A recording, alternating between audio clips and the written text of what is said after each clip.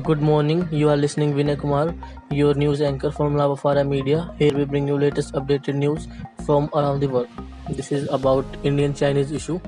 Chinese Foreign Ministry has claimed that the Indian troops crossed the lines of actual control and deliberately provoking Chinese soldiers. In a series of tweets, Foreign Ministry spokesperson Hua Chuang wrote, Indian frontline troops broke the consensus and crossed the line of actual control, deliberately provoking and attacking Chinese officers and soldiers, thus triggering fierce physical conflicts and causing casualties.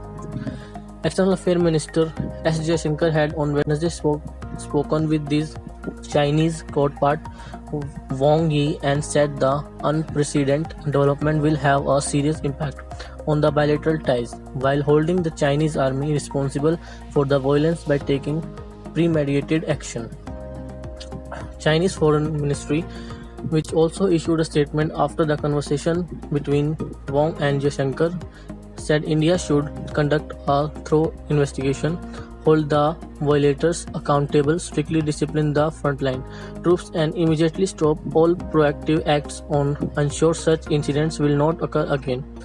The Chinese statement also said the two sides agreed to cool down the situation on the ground as soon as possible and maintain peace and tranquility in the border area in accordance with the agreement reached so far between two countries.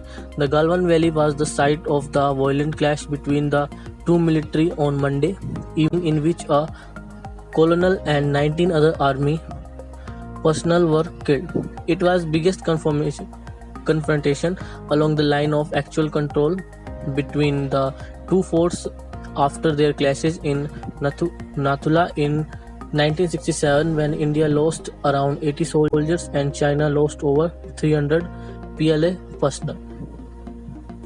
That's it from today. I, Vinay Kumar, will come with new updates tomorrow. Stay tuned with us. Have a great day ahead.